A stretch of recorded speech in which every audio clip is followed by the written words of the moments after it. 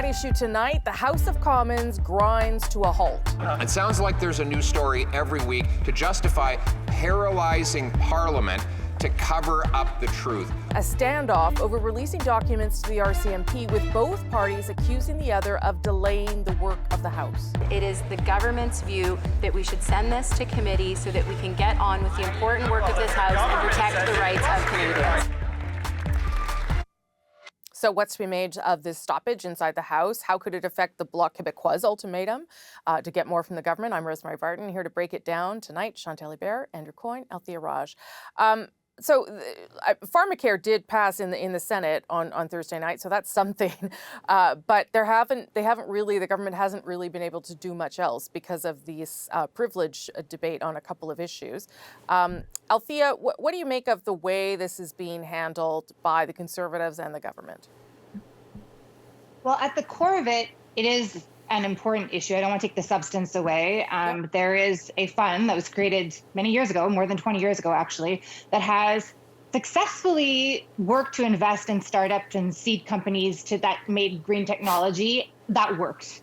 And then it went through a period where it didn't work. And the AG released a very scathing report earlier this year saying, hey, a number of companies got millions of dollars that they shouldn't have gotten, that either they didn't meet the definition of being eligible for the money, or actually cases where there were conflict of interest, including with the chair. So the Conservatives have gotten a ruling from the Speaker saying they have this a real cause for wanting to have access to these documents, and they've been monopolizing the House time to have a motion passed to go to committee to talk about all the documents related to this case. Except that the Liberal government actually says, we support you. And the Conservatives are basically filibustering their own motion. Today, they introduce a sub-amendment to their other sub-amendment to their amendment on the motion. And it is every time they do this, the clock starts again, and every single MP in the House of Commons gets to have a 20-minute speech with a 10-minute question and answer. So who's filibustering whom, I think, is a little bit the question here, and why. The Conservatives would love for the Liberals to bring forward a motion to shut down the debate, because they would need to find one party to support them. And then they would attack that party for shutting down debate over things that they alleged, like corruption. They've been saying words like this is worse than the sponsorship scandal, which we don't have evidence of just yet, to be clear. So there's that gamesmanship at play. I think there's also some wishing that this filibustering will mean the Liberals prorogue and that they can attack the Liberals for that as well. So there's all sorts of shenanigan working around this, but the Conservatives could also just stop talking and send this motion to committee where it would be, debated as it should and discussed as it should. That was a very good synopsis of what's going on and maybe the why. I should also point out that the RCMP have said, we don't want to get documents this way. This is not going to help us in an investigation. Andrew, what do you make of either, as Althia points out, the gamesmanship or the substance of the issue, which I think everyone agrees is important for sure? Well, I don't doubt there's games being played. There's also an absolutely fundamental issue, which is when Parliament demands documents, the government has to hand them over. The government doesn't get to decide on what basis or on what grounds it passes them over, and it has not agreed to do so. It has found all kinds of reasons to justify why it should not hand over this document or that document, or why this document should be redacted, et cetera, which it maintains to this day. The only issue that's in dispute within the Parliament is not whether or not the document should be handed over, but the secondary part of it, whether Parliament, once it has the document, should then pass them on to the RCMP. That's fine. Parliament can debate and decide that and go over it in committee. But the government's obligation still stands, regardless of what happens to the documents after they've gone to Parliament. The government has to hand over the documents to Parliament. This is far from the first time either this government or the government before that has played this game. We went through this under the Harper government with the Afghan detainees documents. We went through it with the F-35 costing. We went through it with this government with the We Charity documents. We've gone through it with the Winnipeg Laboratory affair, where they took the Speaker to court. So time and time again, governments in this country have been essentially defying the law. This is not controversial. This is not in dispute. This is absolutely fundamental to our system of government. It's as bedrock as the Constitution Convention. The power of Parliament to send for persons, papers, and things goes back centuries. And governments on both the left and the right are defying it, and it's got to stop. Chantal. I think every party believes it has something to gain from this paralysis. The Conservatives obviously believe that they're on to something and that they can make the case, corruption, dismissal of Parliament, although the RCMP element is probably the element that they didn't need. Because, yes, Parliament should be able to order governments to produce documents, but to say so that they can be passed on to the RCMP really gets in the way of the independence of an inquiry by the RCMP. Yeah. But set that aside, so the Conservatives believe that they're keeping the government on its toes, demonstrating corruption, lack of transparency. The Liberals believe that they're showing the Conservatives for what they are, people who are not talking about day-to-day, and they're happy when Pierre Poilievre is not talking about bread and butter issues.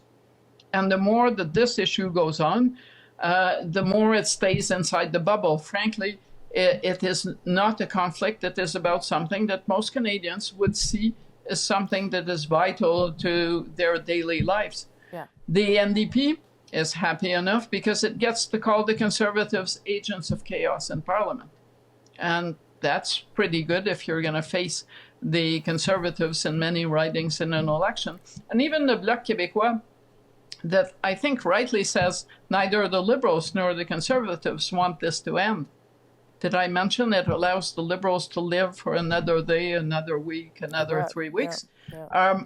Get the sense that they get more leverage, i.e. if the Liberals want this to stop, then they would probably need either the NDP or the Bloc to be on side for a closure motion.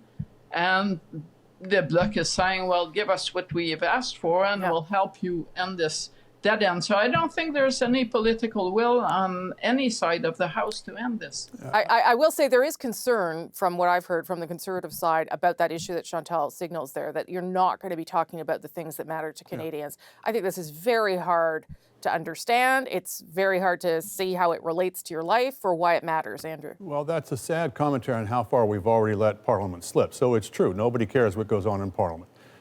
One way we can start to make people care about Parliament is actually allowing Parliament to exercise some powers. It doesn't get any more fundamental than whether the government's going to obey the law or not. Supposing there was real corruption behind this, I don't know if there is or not. But the fact that the government can just endlessly stonewall and obstruct and cover up on these things is fundamental. You know, it's only a convention that we obey the law. Ultimately, all of our system of government and our system of law depends upon people in the crunch actually obeying it and deciding to obey it. Even Nixon, when the Supreme Court said you got to hand over the tapes, handed over the tapes. He could have just said, well, come and get me. So basically what Canadian governments, both Liberal and Conservative, have been saying is, come and get me. Chantal and then Althia, yep. Yeah, except that the Conservatives or the opposition parties are not judge and jury in this. The RCMP is undergoing an investigation. It does have the tools to get the documents, and the notion that documents should transit through a parliamentary committee to get to the RCMP is frankly not. That's not in dispute. I don't disagree with that. No, but the only reason for the filibuster is to talk forever about a motion that says that this issue should be trashed out because it is a serious issue about the independence of the RCMP. It's no longer about governments not handing documents. Yes, it is. It's about the opposition making the case forever. The government can hand over the documents today. Okay, Althia gets the last word here. Althia. Like everything, there's policy and politics. I agree with Chantal on the politics. I think the risk for the Conservatives is they are shooting themselves in the foot. And frankly, we're on day 9. I really wonder if this is the privilege motion they want to talk about when we return for Thanksgiving, or if they're going to bring in another, frankly, I think more scandalous privilege motion. On the substance, I mean, Andrew raises some really good points, but all of these points could be discussed in the committee. Mm-hmm. The other issue, which I think the Liberals are right to point out, is if the RCMP says we can't even use these documents, please don't give them to us. What if you have a constituent who has a criminal case against them and is like, hey, why don't you ask Parliament to get some documents because that might help me with my case? Like, maybe there are things that we want our legislators to think things through, and they can do that at committee. And all of that can be done after the government has rendered the documents. There's no reason why they has to wait for the committee to rule. Chicken and egg, Andrew. Chicken and egg. Okay. That's the Speaker's ruling to send it to a committee. You know what we did there? We made Canadians care with that vigorous debate. At issue, Pierre Poilievre was silenced by the Speaker for a day after attacking the Minister of Foreign Affairs, Mélanie Joly. Twice she refused to condemn those remarks. She continues to pander to Hamas supporters in the Liberal Party as part of her leadership campaign rather than doing her job. Poilievre did not withdraw the remarks, and Joly fired back. Clearly, what we're seeing is that Pierre Poilievre is about double standards, and he's about himself. So what's to be made of Pierre Poilievre's remarks? What challenges come with this strategy? Here to break all that down, Chantal Hebert, Andrew Coyne, Althia Raj. Chantal, I'll start with you on this one. These attacks on Mélanie Joly followed a very passionate but quite partisan speech that Pierre Poilievre made on Monday at a memorial for October 7th. And I'm sure that part of the idea was to keep that sort of theme going for him. What did you make of the comments and the way he handled that? I'm not sure that if Pierre Poilievre was a truck, he would have a reverse gear. I've seen no evidence of it, so I'm surprised that he wouldn't withdraw his comments. That being said, I also find that he tends to always bring it a line too far. And on this, there are many things you can say about Mélanie Joly and Canada's stance, difficult to pin down on the Israel-Hamas issue. But the notion that anyone in the House of Commons is pandering to Hamas supporters is a bit hard to swallow, especially when it's framed as part of a leadership campaign. I suspect that most people in Mélanie Joly's riding would question whether the fact that they may not be pro-Israel makes them Hamas and terrorist supporters. Right. So there is something to be said about being the aspiring prime minister and to be able to talk with some moderation about foreign affairs. I do note that Mr. Poilievre also this week said that initially Israel should feel free to bomb nuclear installations in Iran. Mm-hmm. No ally of Canada that I know of is really promoting that line. And it has now become that he meant that they should be able to target nuclear weapons. So I don't know. If there's a file that requires a bit of moderation, it may be that one. Yeah, and I wondered what the risks of that is, Andrew, to be so staunchly in one camp and be willing to attack on those grounds, whether there's a risk politically for Mr. Poilievre there.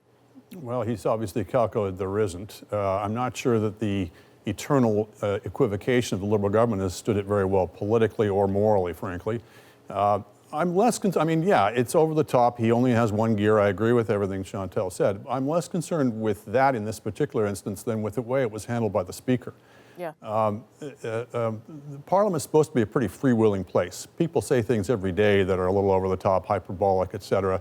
But it's the kind of place where you can say things that you couldn't say outside of Parliament because you get sued for libel. Why? Because we want the people to be able to test the limits of debate. We want them to prod things, to get at uncomfortable truths, and sometimes they get at in ways that are pretty unconventional.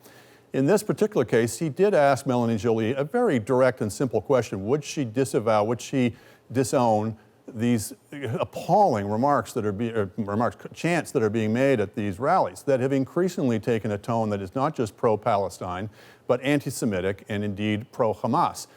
All she had to do, it seems to me, this was not a gotcha question, was just denounce them.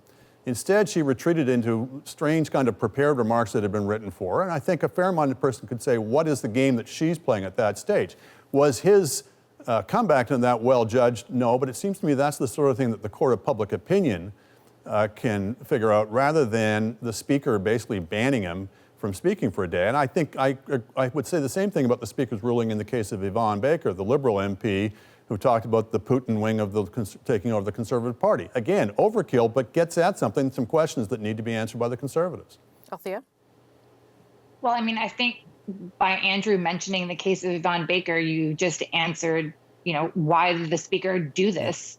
I don't know that if Yvonne Baker had not gone public, and noted to reporters, you know, a lot of us didn't even notice that he had been muted for the past 6 months for saying that there was a pro-Putin wing had taken over the Conservative Party. The Conservatives complained in the House, and the Speaker told them he wasn't going to be recognized. So in order to have some consistency, still like visible hypocrisy, because it's not like Pierre Poilievre has been muted for 6 months, there had to be some form of discipline in order to maintain some level of consistency. And now, lo and behold, Yvonne Baker's muzzle has been lifted. So I think that's why there was that punishment against Mr. Poilievre. On the substance, I do agree with Andrew that Mélanie Joly, the Foreign Affairs Minister, could have actually responded to the question and said something substantial. I also do worry that with Mr. Poilievre's so ardent stance, like very, very pro-Netanyahu Israel stance, and the painting of everybody who's protesting as pro-Hamas supporters, how does a leader bring different Canadians together after the fact? Because you can't just say all the people out there protesting on the streets because they're worried about their family members and their friends, having no food and being bombed and dying. And so many Canadians have family members that have died. To say, oh no, you're all Hamas supporter, you're all terrorist supporters, and I will not be a prime minister for you. Like that raises a whole bunch of other questions. In addition to the Iran nuclear stuff question, that raises a lot of questions about does Pierre Poilievre as prime minister have a nuanced button when it comes to foreign affairs that wouldn't get us killed? You know, like you can't go around saying stuff like that. Well, that is one type of an error. The other type is turning a blind eye, as this government appears to be doing, to these increasingly unhinged protests. And I can tell you there's a lot of Jews in this country who are terrified as a result.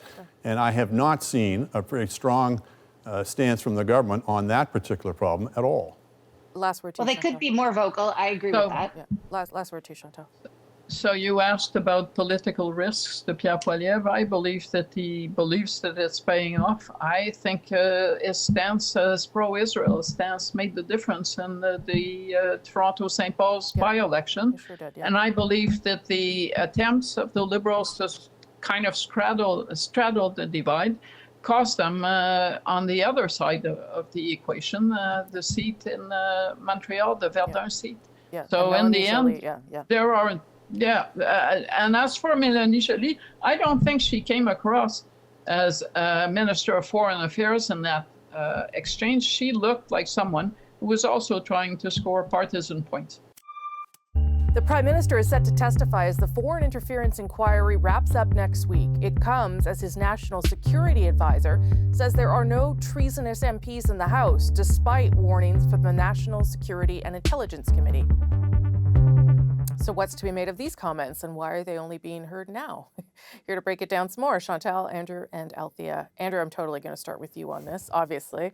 We did for many months talk about potential traitors inside the House of Commons because of that report from NSICOP, from parliamentarians who were looking at information. And now Nathalie Drouin, the new National Security Advisor, says, no, that's not what's going on here. There are people making mistakes, bad judgment, but not that. What did you make of that?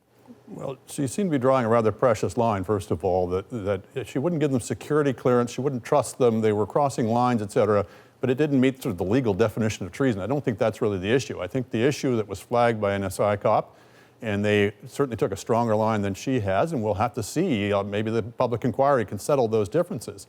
I would only say it's of a piece with the kinds of views of the people the Prime Minister likes to surround himself with. Day after day in the Foreign Interference Commission, we've been hearing from senior officials in this government and in both the political and the bureaucratic side saying, well, you know, the foreign interference, it didn't really meet that test, or that bit of intimidation wasn't really my job to prevent, or I didn't pass the document on to the Prime Minister because I didn't think he needed to see it. It's just continuing to present this alarming position of a government and senior officials of which who kind of hear no evil and see no evil on this file in general. So I can't say I'm totally surprised to hear his current National Security Advisor taking a similarly soft line on this, but we'll have to wait and see what the inquiry finds out. Yeah, I suppose you could also say, Althia, that she just has a different interpretation of the information than NSICOP had and is less concerned maybe than they were. Well, Ensicop talked about parliamentarians, Yes. which includes senators. Yeah. And the way I interpreted her remarks, she was talking about members of parliament. So I guess you could say that maybe they're both right. Sure. I do agree in the nuance that she's making. And I think what she's responding to is frankly what a lot of MPs themselves were worried about when this report landed, that they were looking at their neighbors wondering who was going to sell Canadian secrets and who could be trusted and who could not be trusted. And what she's basically saying is like, take a deep breath.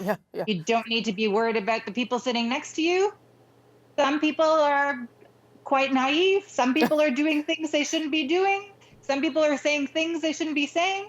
But you don't need to worry that there is like somebody out to sabotage Canadian interests, or, like this isn't a movie from 60 years ago.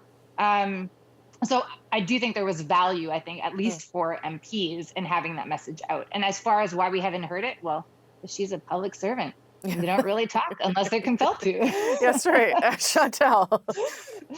I believe that neither the committee nor anyone else, except in the heat of debate in the House of Commons, used the word treason, which is a loaded word, and the test for defining treason is a lot higher than anything that we have found out about what's in that committee report or from the national security advisors. That doesn't mean that there aren't MPs who live dangerously. But that being said, can we go back to basics? Unless we are talking about cabinet ministers, and even they, how many MPs have secrets to share with foreign entities? They don't even have secrets to share with us. I think she means national security secrets, just to be clear. I mean, MPs, by and large, are kept in the dark by their own parties and their own governments about almost anything of significance. There's lots of other ways, though, that you can be serving another country's interests without selling secrets. For example, asking questions in Parliament that somebody's paid you to ask. Opposition MPs would be doing that. It would be nice then if the leader of the official opposition got the security clearance that allowed him to read the report to find out if any of his members are doing that. Okay, I'm going to leave it there, and I'm sure we're going to talk about it next week because the Prime Minister is in front of that inquiry again next week. Thank you all. Appreciate it. That is at issue for this week. I'm Rosemary Barton. Thank you so much for watching.